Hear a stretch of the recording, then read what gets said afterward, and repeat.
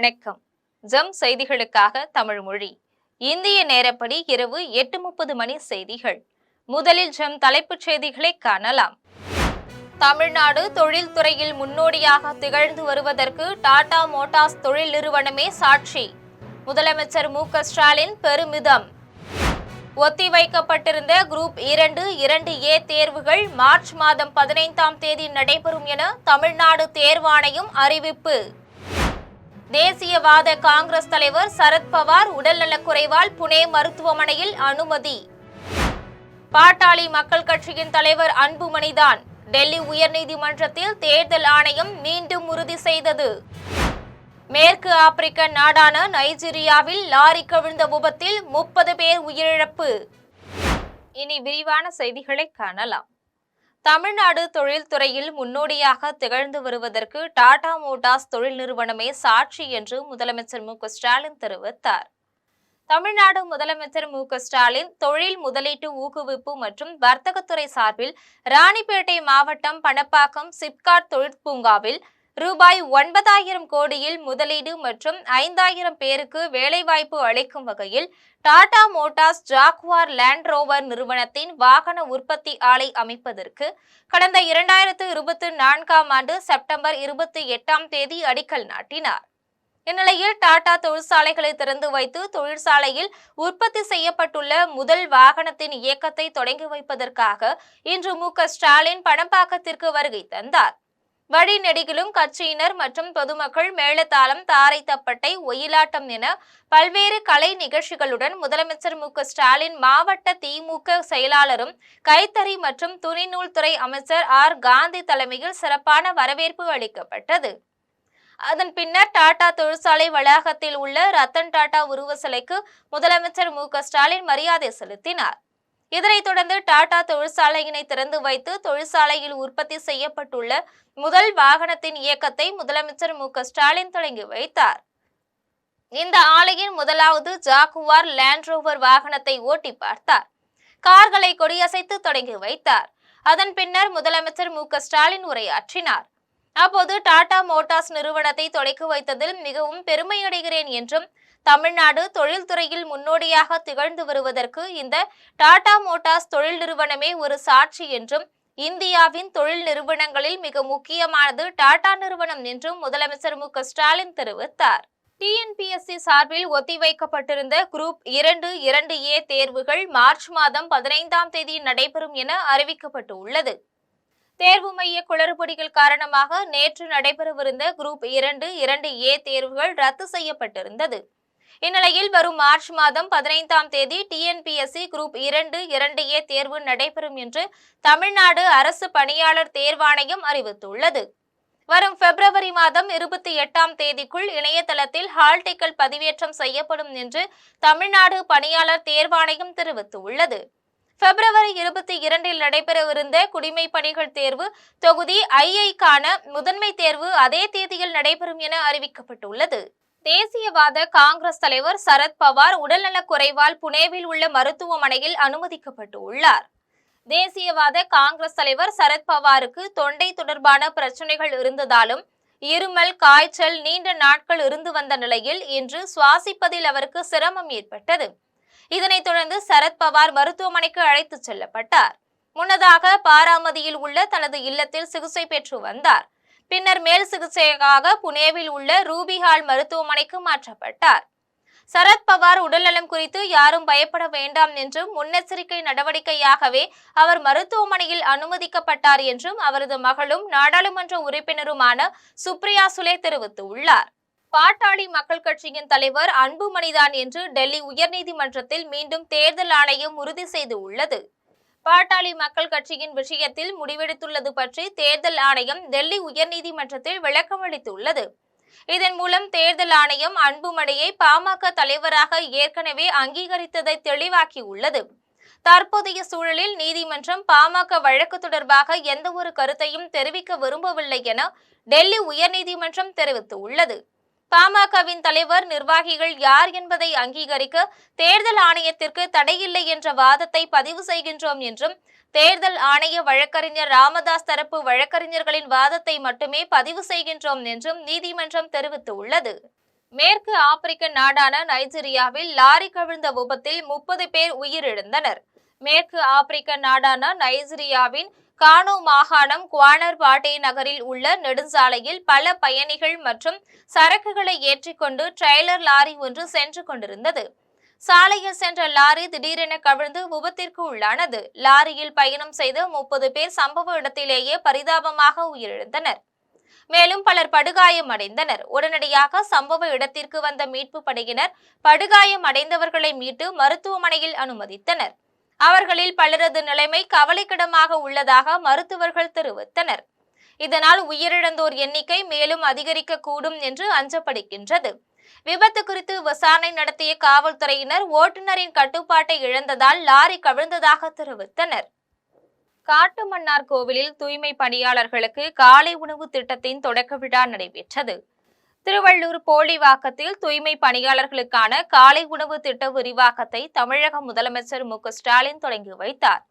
அதனைத் தொடர்ந்து அனைத்து மாநகராட்சி, நகராட்சி, பேரூராட்சிகளிலும் தூய்மை பணியாளர்களுக்கு காலை உணவு திட்டம் விரிவாக்கம் நடைபெற்றது. அதன்படி கடலூர் மாவட்டம் காட்டுமன்னார் கோவில் பேரூராட்சியில் வேளாண்மை மற்றும் உழவர் நலத்துறை அமைச்சர் எம்.ஆர்.கே. பன்னீர்செல்வம் அறிவுறுத்தலின்படியும், கடலூர் கிழக்கு மாவட்ட திமுக பொருளாளர் எம்.ஆர்.கே.பி. கதிரவன் வழிகாட்டுதலின்படியும், காட்டுமன்னார் கோவில் பேரூராட்சி மன்ற தலைவர் கணேசமூர்த்தி தலைமையில் நகரின் 5 இடங்களில் துப்புரவு தூய்மை பணியாளர்களுக்கு காலை உணவு வழங்கப்பட்டது. நிகழ்ச்சியில் பேரூராட்சி செயல் அலுவலர் தங்கவேல், துணைத் தலைவர் ராஜேஸ்வரி, மணிமாறம், துப்புரவு மேற்பார்வையாளர் சாந்தி மற்றும் பேரூராட்சி மன்ற உறுப்பினர்கள் பலர் கலந்து கொண்டனர். பொய்யையே சொல்லி பழக்கப்பட்ட எடப்பாடி பழனிசாமி வேறு விதத்தில் பொய் சொல்லலாம், ஆனால் தஞ்சையில் விவசாயிகளிடம் பொய் சொல்லி ஏமாற்ற முடியாது என்று உயர்கல்வித்துறை அமைச்சர் கோவி செழியன் தெரிவித்துள்ளார். தஞ்சையில் தூய்மை பணியாளர்களுக்கு 3 வேளையும் இலவச உணவு வழங்கும் முதலமைச்சரின் உணவு திட்டத்தை தொடங்கி வைத்த பின்னர் உயர்கல்வித்துறை அமைச்சர் கோவி செழியன் செய்தியாளர்களை சந்தித்து பேசினார். அப்போது நகர்ப்புற வளர்ச்சித்துறை சார்பில் தஞ்சை மாநகராட்சியில் 757 தூய்மை பணியாளர்களும், கும்பகோணம் மாநகராட்சி, திருவையாறு, பட்டுக்கோட்டை, அதிராம்பட்டினம் நகராட்சி உள்ளிட்ட 19 பேரூராட்சிகளில் முதலமைச்சரின் உணவு திட்டத்தின் மூலம் 2677 தூய்மை பணியாளர்கள் பயன்பெறுகின்றனர் எனவும் தெரிவித்தார். மேலும் தஞ்சாவூரில் நெற்பயிர்கள் காய்கிறது என எடப்பாடி பழனிசாமி கூறியது வடிகட்டிய பொய் என்றும், வேறு மாவட்டத்தில் பொய் சொல்லியிருந்தால் கூட ஏதோ சற்று நகைப்போடு ஏற்றுக்கொண்டிருக்கலாம் என்றும், ஆனால் நெல் உற்பத்தியில் சிறந்து விளங்கும் தஞ்சையில் எடப்பாடி பழனிசாமி கூறியது அப்பட்டமான பொய் என்றும், இதனை விவசாயிகளும் பொதுமக்களும் நம்ப மாட்டார்கள் என்று அமைச்சர் கோவி செழியன் தெரிவித்துள்ளார். ஆக இருந்த எடப்பாடி பழனிசாமி தஞ்சையில் சொல்லியிருக்கிறார். வேறு மாவட்டத்தில் சொல்லியிருந்தால் கூட ஏதோ சற்று நகைப்போடு ஏற்றுக்கொள்ளலாம். ஆனால் நெல் உற்பத்தியில் இதுவரை செய்யாத சாதனையை செய்து காட்டியது கழக அரசு, தளபதி தமிழக திராவிட முன்னேற்ற கழக அரசு. வேண்டுமேயானால் அதிமுக ஆட்சியில் நெல் கொள்முதல் எவ்வளவு, கழக அரசு அமைந்ததற்கு பிறகு நெல் கொள்முதல் எவ்வளவு, அதிமுக ஆட்சியில் விளைவிக்கப்பட்ட நெல் நில அளவு எவ்வளவு, கழக அரசு அமைந்த பிறகு நெல் பயிரிடப்பட்ட அளவு எவ்வளவு என்பதையெல்லாம் கணக்கிட்டு பார்த்தால் அபரீத வளர்ச்சி அடைந்து தஞ்சை மாவட்டம் நெல் உற்பத்தியில் சாதனை படைத்திருக்கிற இந்த தருணத்தில் அவர் சொல்லி இருப்பது வடிகட்டிய பொய். விவசாயிகளும் பொதுமக்களும் நம்ப மாட்டார்கள். பொய்யையே சொல்லி பழக்கப்பட்ட பழனிசாமி அவர்கள் வேறு விதத்தில் பொய் சொல்லலாம், ஆனால் விவசாயிகளை ஏமாற்ற முடியாது. கோவை குடியமுத்தூர் பகுதியில் செயல்படும் அன்னை ஹப்சா மகளிர் அரபு கல்லூரியில் 8ஆம் ஆண்டு விழா மற்றும் மாணவர்களுக்கு பட்டமளிப்பு விழா நடைபெற்றது. கோவை குனியமுத்தூர் பகுதியில் உள்ள தாஜுல் இஸ்லாம் சுன்னத் ஜமாத் பள்ளிவாசலில் செயல்படும் அன்னை ஹப்சா மகளிர் அரபிக் கல்லூரியின் 8ஆம் ஆண்டு ஆலிமா ஹப்சியா பட்டமளிப்பு விழாவும், மதரசா மாணவர்களுக்கு சான்றிதழ் மற்றும் பரிசளிப்பு விழா, புனித ரமலானை வரவேற்பது என முப்பெரும் விழா நடைபெற்றது. விழாவில் தாஜுல் இஸ்லாம் சுன்னத் ஜமாத் தலைவர் ஹாஜி முகமது இப்ராஹிம் தலைமை தாங்கினார். நிர்வாகிகள் முகமது ரஃபீக், நாசர், காஜா முகமது, சம்சுதீன், நாசர், அப்துல் காதர் ஆகியோர் முன்னிலை வகித்தனர். விழாவில் பங்கேற்றவர்களை செயலாளர் அப்துல் ரஹ்மான் வரவேற்றார். மேலாளர் சுலைமான் ஆண்டறிக்கை வாசித்தார். மௌலானா மௌலவி அப்துல் மாலிக் சிராஜி துவக்குரை வழங்கினார். விழாவில் முகமது இப்ராஹிம், அப்துல் ரஹ்மான், அலஹாஜ் அப்துல் மாலிக் சிராஜி, முகமது அலி ஆகியோர் பங்கேற்று ஆலிம் படித்த மாணவ மாணவிகளுக்கு பட்டம் வழங்கி வாழ்த்தினர். விருதுநகர் மாவட்டம் அருப்புக்கோட்டை நகராட்சி அலுவலகத்தில் தூய்மை பணியாளர்களுக்கு காலை உணவு வழங்கும் திட்டத்தை வருவாய் மற்றும் பேரிடர் மேலாண்மைத்துறை அமைச்சர் KKSSR ராமச்சந்திரன் துவக்கி வைத்தார். திருவள்ளூர் மாவட்டம் போலிவாக்கத்தில் தமிழ்நாடு முதலமைச்சர் மு.க.ஸ்டாலின் தூய்மை பணியாளர்களுக்கு காலை உணவு திட்டத்தை துவக்கி வைத்தார். அதனைத் தொடர்ந்து விருதுநகர் மாவட்டம் அருப்புக்கோட்டை நகராட்சி அலுவலகத்தில் மாவட்ட ஆட்சியர் சுகபுத்ரா முன்னிலையில் தூய்மை பணியாளர்களுக்கு காலை உணவு திட்டத்தை வருவாய் மற்றும் பேரிடர் மேலாண்மைத்துறை அமைச்சர் KKSSR ராமச்சந்திரன் துவக்கி வைத்தார். அதன் பின்னர் தூய்மை பணியாளர்களுக்கு காலை உணவை பரிமாறியதுடன் தூய்மை பணியாளர்களுடன் அமர்ந்து அமைச்சர் ராமச்சந்திரன், மாவட்ட ஆட்சியர் சுகபுத்ரா ஆகியோர் காலை உணவு சாப்பிட்டனர். அதனைத் தொடர்ந்து தூய்மை பணியாளர்கள் காலை உணவை கொண்டு செல்வதற்கு 2 பைகளுடன் டிஃபன் பாக்ஸையும் அமைச்சர் KKSSR ராமச்சந்திரன் வழங்கினார். மேலும் காலை உணவு வழங்கும் தனியார் ஒப்பந்தக்காரரை அழைத்து இன்று எப்படி உணவு உள்ளதோ இதே போன்று எப்போதும் தூய்மை பணியாளர்களுக்கு தரமான உணவு வழங்க வேண்டும் என அறிவுறுத்தினார். தூய்மை பணியாளர்கள் பயன்பெறும் வகையில் 3 வேளையும் இலவச உணவு வழங்கும் முதலமைச்சரின் உணவு திட்டத்தை திருவள்ளூரில் முதலமைச்சர் மு.க.ஸ்டாலின் விரிவுபடுத்தி தூய்மை பணியாளர்களுக்கு உணவு வழங்கியதுடன் நலத்திட்ட உதவிகளை வழங்கினார். தமிழ்நாட்டில் உள்ள 25 மாநகராட்சிகள், 145 நகராட்சிகள், 479 பேரூராட்சிகளில் பணியாற்றும் 1,29,000 தூய்மை பணியாளர்கள் பயன்பெறும் வகையில் 213 கோடியே 92 லட்சம் நிதி ஒதுக்கீடு செய்து திருவள்ளூர் மாவட்டம் போலிவாக்கத்தில் முதலமைச்சரின் உணவு திட்டத்தை முதலமைச்சர் மு.க.ஸ்டாலின் தொடங்கி வைத்து தூய்மை பணியாளர்களுக்கு நலத்திட்ட உதவிகளை வழங்கினார்.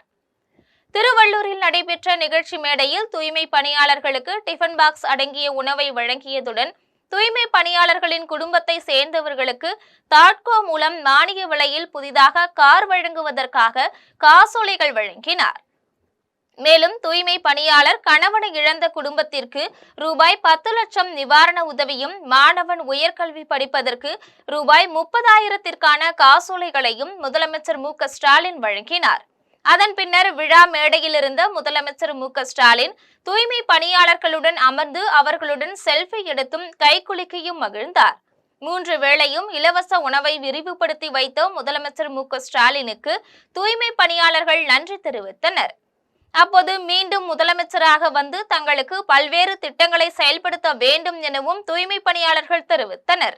சென்னை மாகாண முதலமைச்சர் சுப்பராயனுக்கு புது சத்திரத்தில் ரூபாய் 3 கோடியே 6 லட்சம் மதிப்பீட்டில் அமைக்கப்பட்டுள்ள மணிமண்டபத்தை நாடாளுமன்ற மாநிலங்களவை உறுப்பினர் KRN ராஜேஷ்குமார் பார்வையிட்டு ஆய்வு செய்தார்.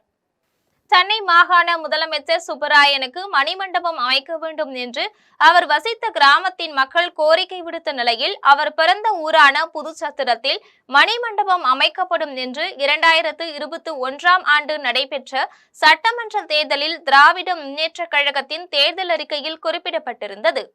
அதன்படி தேர்தலில் வெற்றி பெற்ற திமுக அரசு புதுச்சத்திரத்தில் ரூபாய் 3 கோடியே 6 லட்சம் மதிப்பீட்டில் சென்னை மாகாண முதலமைச்சர் சுப்பராயனுக்கு மணிமண்டபம் கட்டியுள்ளது.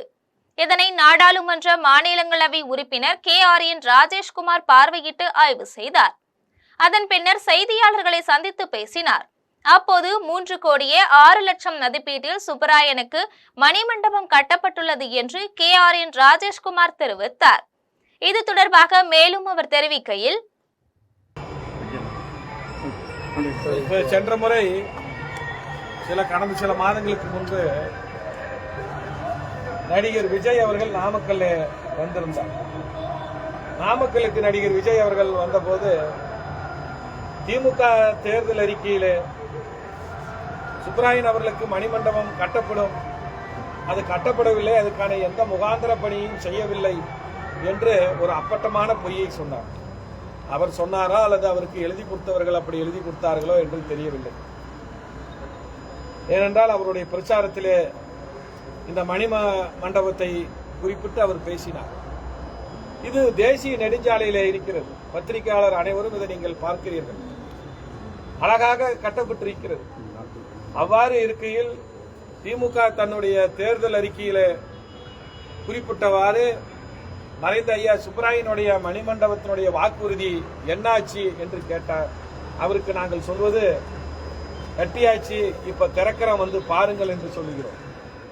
பல்வேறு கோரிக்கைகளை தமிழக அரசு நிறைவேற்ற வேண்டும் என வலியுறுத்தி வடசென்னை ராயபுரம் பகுதியில் எல்பி சாலையில் டாஸ்மாக் ஊழியர்கள் வேலைநிறுத்தத்தை போராட்டத்தில் ஈடுபட்டனர். டாஸ்மாக் தொழிலாளர்களின் போராட்ட நடவடிக்கை குழு சார்பில் தமிழ்நாடு டாஸ்மாக் பொறியாளர்கள் சங்கம், அனைத்து தொழில் சங்கங்களும் இணைந்து பல்வேறு கோரிக்கைகளை அரசு நிறைவேற்ற வேண்டும் என வலியுறுத்தி வடசென்னை ராயபுரம் பகுதியில் எல்பி சாலையில் 12 மணி முதல் 3 மணி வரை வேலையை புறக்கணித்து போராட்டத்தில் ஈடுபட்டனர். போராட்டத்தில் உடன்பாடு இல்லாத ஊழியர்கள் டாஸ்மாக் மதுபான கடையை திறந்து வைத்து மது விற்பனையில் ஈடுபட்டு வருகின்றனர். அதன்படி ராயபுரம் கல்மண்டபம் சாலையில் உள்ள டாஸ்மாக் மதுபான கடையில் வேலை செய்யும் ஊழியர்கள் போராட்டத்தில் ஈடுபடாமல் கடையை திறந்து வைத்து விற்பனையில் ஈடுபட்டனர். இதனால் சுற்றுவட்டார பகுதியில் உள்ள மது பிரியர்களின் கூட்டம் அலைமோதியது. தங்களின் பல்வேறு கோரிக்கைகளை தமிழக அரசு நிறைவேற்ற வேண்டும் என வலியுறுத்தி காஞ்சிபுரத்தில் தமிழ்நாடு அரசு கிராம உதவியாளர்கள் சாலை மறியல் போராட்டத்தில் ஈடுபட்டனர். தமிழ்நாடு அரசு கிராம உதவியாளர்கள் சங்கம் சார்பில் தமிழ்நாடு முழுவதும் கிராம உதவியாளர்கள் பல்வேறு கோரிக்கைகளை தமிழக அரசு நிறைவேற்ற வேண்டும் என வலியுறுத்தி முதலமைச்சர் மு.க.ஸ்டாலின் கவனத்திற்கு கொண்டு செல்லும் வகையில் தொடர் காத்திருப்பு போராட்டத்தை நடத்தி வருகின்றனர். அதன்படி காஞ்சிபுரம் மாவட்ட ஆட்சியர் அலுவலகம் முன்பு தமிழ்நாடு அரசு கிராம உதவியாளர்கள் சங்கம் சார்பில் கிராம உதவியாளர்கள் 5வது நாளாக போராட்டத்தில் ஈடுபட்டு வருகின்றனர். இதனிடையே மாவட்ட ஆட்சியர் அலுவலகம் முன்பு காஞ்சிபுரம் நந்தவாசி சாலையில் திடீரென 100க்கும் மேற்பட்டோர் சாலை மறியலில் ஈடுபட்டனர். உடனே போராட்டக்காரர்களிடம் காவல்துறையினர் பேச்சுவார்த்தை நடத்திய போது காவல்துறையினருக்கும் போராட்டக்காரர்களுக்கும் வாக்குவாதம் ஏற்பட்டது. இதனையடுத்து சாலை மறியல் போராட்டத்தில் ஈடுபட்ட 100க்கும் மேற்பட்ட கிராம உதவியாளர்களை காவல்துறையினர் கைது செய்து தனியார் திருமண மண்டபத்தில் அடைத்தனர். இதனால் காஞ்சிபுரம் மந்தவாசி சாலையில் போக்குவரத்து நெரிசல் ஏற்பட்டது. கோவையில் சொகுசு காரில் ரூபாய் 3 லட்சம் மதிப்பீட்டில் உயர் ரக போதைப் பொருளை கடத்திய கேரளா வாலிபரை காவல்துறையினர் கைது செய்தனர். கோவை மாநகரில் ஏராளமான கல்லூரிகள் இருப்பதால் வெளியூரிலிருந்து வரும் மாணவர்கள் விடுதியில் தங்கியும் வெளிப்பகுதிகளில் அறைகளை வாடகைக்கு எடுத்தும் தங்கி படித்து வருகின்றனர். இந்நிலையில் கல்லூரி மாணவர்கள் மற்றும் இளைஞர்களை குறிவைத்து மர்ம ஆசாமிகள் போதைப் பொருட்களை விற்பனை செய்து வருகின்றனர். இதனால் மாணவர்கள் மற்றும் இளைஞர்களுக்கு கஞ்சா மற்றும் போதைப் பொருட்கள் சப்ளை செய்யப்படுவதை முற்றிலும் தடுக்க காவல்துறை ஆணையர் கண்ணன் உத்தரவிட்டுள்ளார். இதையடுத்து காவல்துறையினர் தீவிர சோதனை மற்றும் கண்காணிப்பு பணியில் ஈடுபட்டு வருகின்றனர்.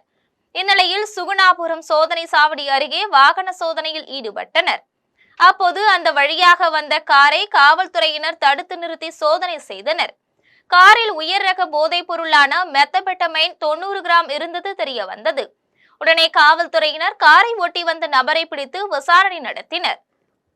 அப்போது கேரள மாநிலம் மல்லபுரத்தை சேர்ந்த ஹஸ்னுல் ரஹ்மான் என்பதும் போதைப் பொருட்கள் கடத்தல் கும்பலை சேர்ந்தவர் என்பதும் கேரளாவில் அவர் மீது ஏராளமான வழக்குகள் இருப்பதும் தெரிய வந்தது.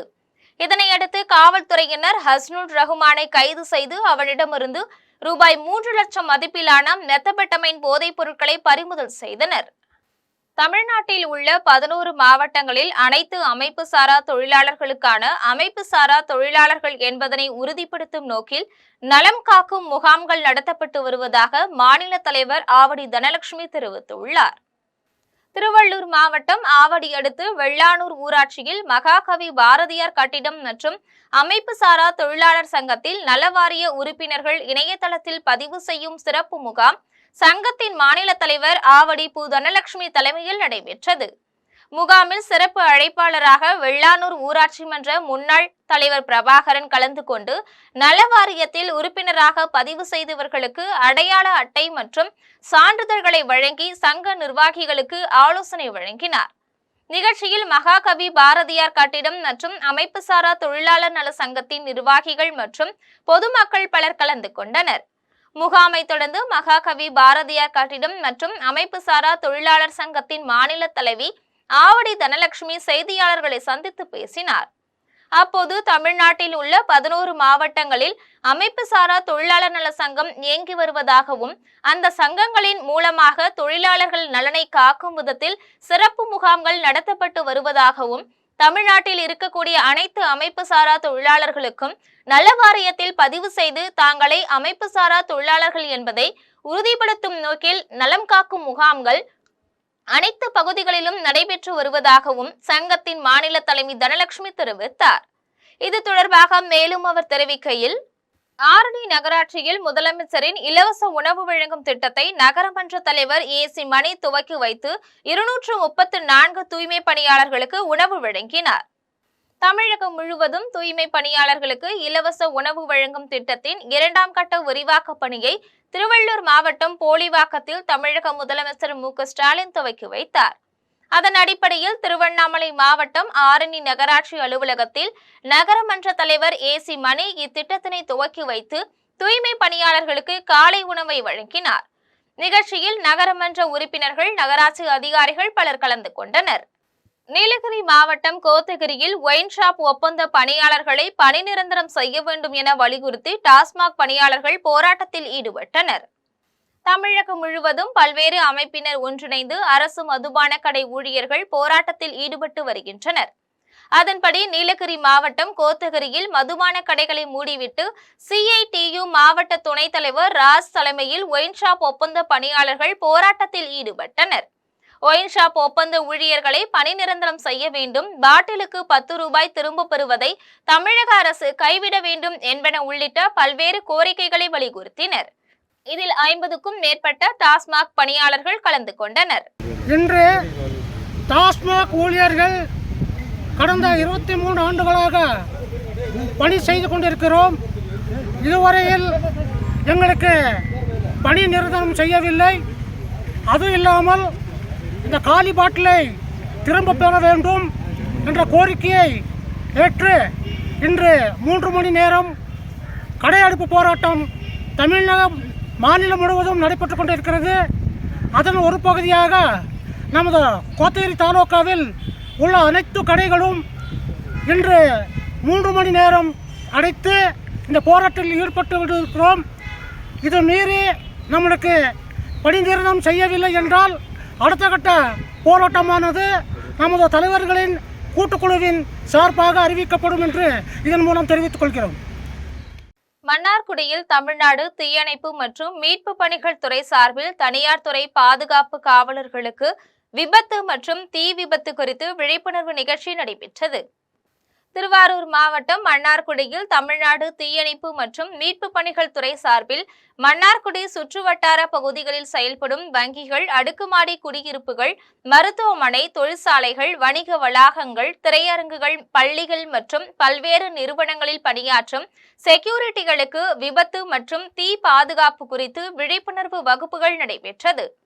நிகழ்ச்சியில் தனியார் துறை பாதுகாப்பு காவலர்கள் தாங்கள் பணிபுரியும் இடங்களில் தீ விபத்துகள் ஏற்படாமல் பாதுகாத்துக் கொள்ளவும், தீ விபத்துகள் ஏற்படாமல் தீயணைப்பு துறையினர் விபத்து இடத்திற்கு வருவதற்கு முன்னர் தீயை கட்டுக்குள் கொண்டு வருவதற்கான பயிற்சியும் வழங்கப்பட்டது.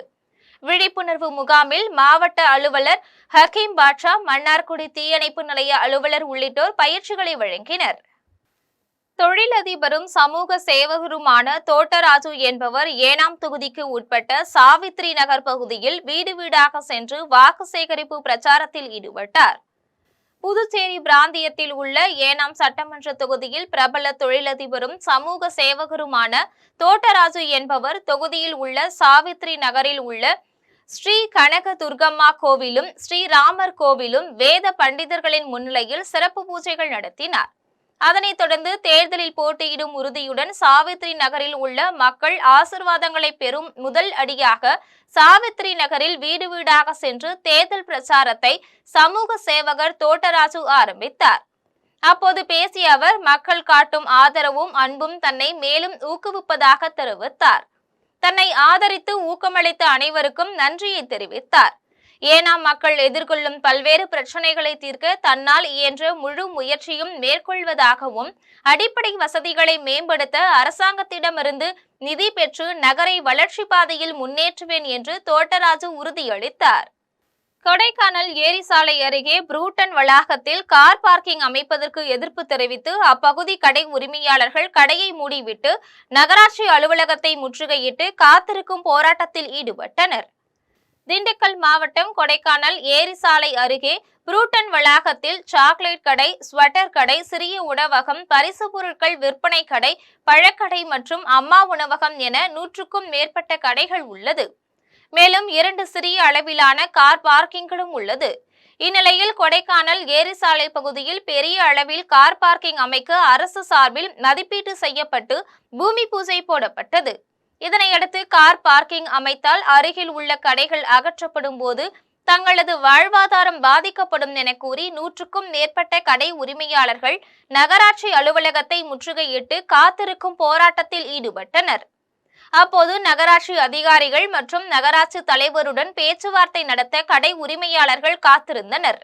தஞ்சாவூர் வல்லம் பெரியார் மணியம்மை அறிவியல் தொழில்நுட்ப நிறுவனத்தில் ஆசியா புத்தக சாதனைக்காக 1932 மாணவர்கள் ஒரே நேரத்தில் கிளைடர்கள் பறக்கவிட்டு சாதனை படைத்தனர்.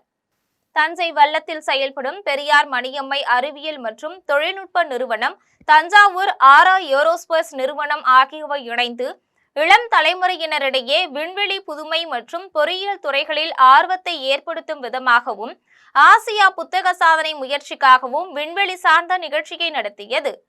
நிகழ்ச்சியில் 27 பள்ளிகள், 2 பாலிடெக்னிக் கல்லூரிகளை சேர்ந்த 1932 மாணவர்கள் நெகிழியில் 966 கிளைடர்களை வடிவமைத்து பெரியார் மணியம்மை அறிவியல் மற்றும் தொழில்நுட்ப நிறுவனத்துக்கு கொண்டு வந்தனர். அதன் பின்னர் ஒரே இடத்தில் ஒரே நேரத்தில் பறக்கவிட்டு சாதனை படைத்தனர். மேலும் சிறிய ரக ஆளில்லா விமானம் மூலம் பல்வேறு சாகசங்களை மாணவர்களிடையே செய்து காண்பித்தனர். இந்த சாகச நிகழ்ச்சி மாணவர்களிடையே மகிழ்ச்சியை ஏற்படுத்தியது.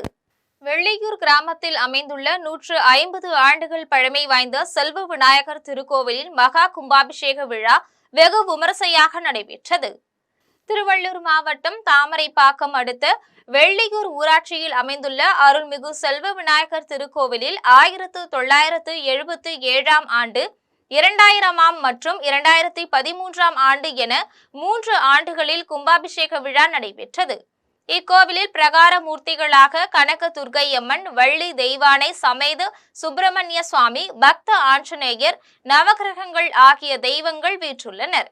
இந்நிலையில் செல்வ விநாயகர் கோவிலின் 2026 ஆண்டிற்கான மகா கும்பாபிஷேக விழா சிறப்பாக நடைபெற்றது.